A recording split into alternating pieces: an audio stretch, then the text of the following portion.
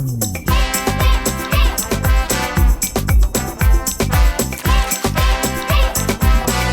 Guppy!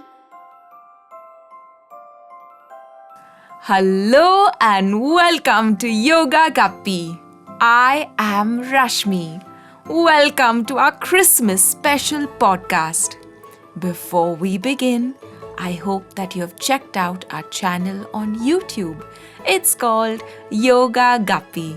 We have fun yoga stories and breathing exercises to make you healthy and strong. Now I hope you're ready to start today's story. You can sit still or lie down. We will focus on our breath for a few seconds so that we can also focus on the story once our mind quiets down. We will breathe in true Christmas style today, just like Santa. Let's take a deep breath in. And while you breathe out through your mouth, let's say, let's try that once again. Take a deep breath in and slowly breathe out through your mouth with a Let's do it a few more times. Breathe in.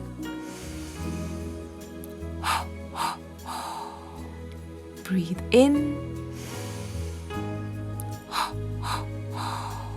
Breathe in.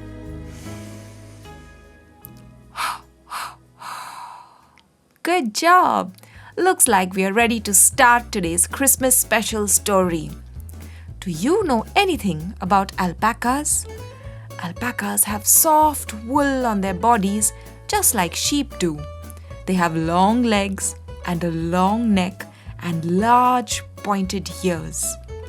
They are found mostly in the regions in South America. Once there was an alpaca named Al. Al had white wool and was a rather large alpaca. He was also really smart and he loved to play with his friends. His most favorite festival was Christmas. It was the month of December and it was that time of the year when Al would put up his Christmas tree and decorate it. He loved decorating this humongous Christmas tree with silver and red colored shiny balls, twinkling golden stars, bright and colorful lights, as well as small white doves. He would always put up his Christmas tree at the start of the month of December so that everyone would feel happy and festive. But this year, there was a big problem. His most beautiful Christmas tree had broken, and the top part of the tree just hung down low. Al had used this tree to celebrate Christmas ever since he knew, and he did not want a new tree. He decided that he wanted to fix this tree. But there was only one way to fix a broken Christmas tree. There was a special magical glue that was available at the North Pole only with Santa. Al knew that the North Pole was very far off for him, but he still decided that it was time to pay Santa a visit. Al had never been to the North Pole. He knew he wanted to go, but he was not sure if he would be able to get there in time. Al thought it would be best to have some company on this journey, so he decided to ask a few of his friends to join him. He first asked his friend Sandy the snake. Sandy was one of Al's closest friends. He was a green snake who was the longest that Al had seen in all of South America. Al asked Sandy, "Hey Sandy, will you please join me in my journey to the North Pole?" Sandy said, "Oh Al, all I do is slither on the ground all day. Sometimes I go up on trees, but I don't think I can come so far away with you." It will be too cold for me. Besides, I am too scared to be flying high in the sky. Why don't you ask someone else? Al was desperate to get his Christmas tree fixed. He wondered who would be brave enough to fly with him. He knew he found the right creature when he thought of Betty the Bat. Al saw Betty hanging upside down from a tall tree branch. She seemed to be in deep slumber. Al could make out because he heard her snore. Al yelled out, "Hey, Betty!" But she didn't wake up. He tried again. "Betty, it's me, Al the Alpaca! Wake up! I need your help!" Betty blabbered, "Oh, please let me sleep." And she was back to snoring loudly.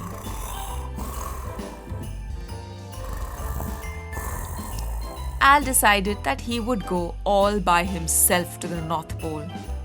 Even though he had never traveled anywhere by himself, let alone even on an aeroplane, he decided it was time for him to stay strong and face his fears and meet Santa so that he could fix his beloved Christmas tree. In a few hours, Al packed his bags and he was off on a special animal aeroplane. It was a long, long journey from South America, where he stayed, to the North Pole.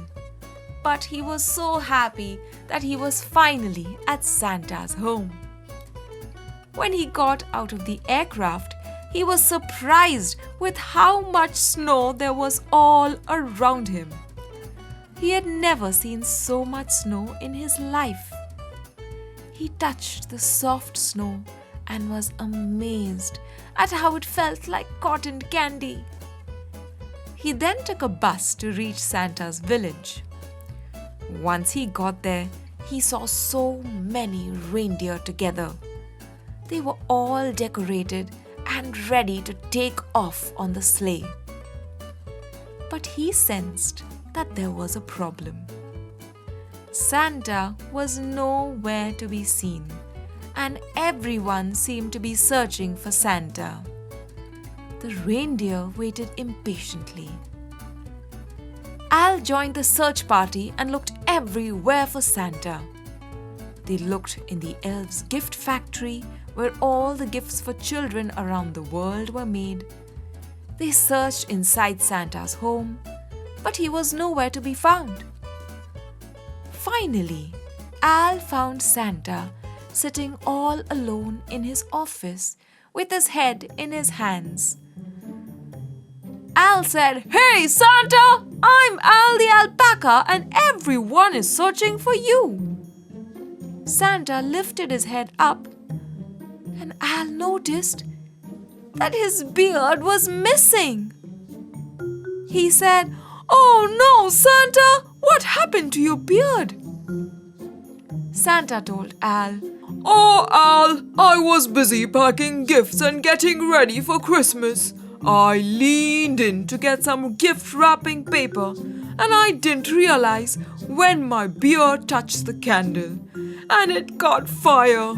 Now I have so many presents but no beard, and if any child sees me, they might get scared." Al thought about Santa's plight, and then he had a great idea.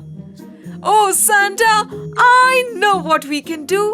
I have so much wool on my body, I can easily spin out a beard for you." "Really?" asked Santa. "Oh, yes, Santa, I can easily do that for you. After all, you are my most favorite person and Christmas is my most favorite festival."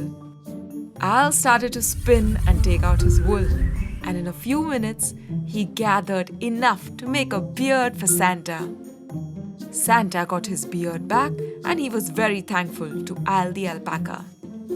Santa was so happy and grateful with Al's kind gesture that he gave him not only the magic glue to fix his Christmas tree, but a brand new Christmas tree with lights and decorations on it.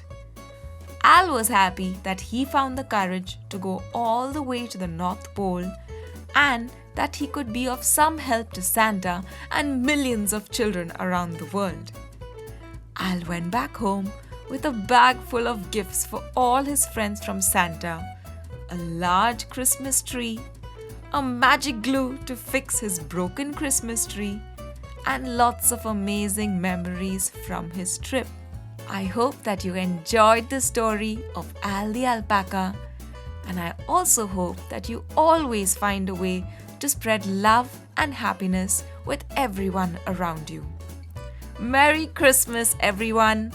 Come back for more stories only on Yoga Guppy.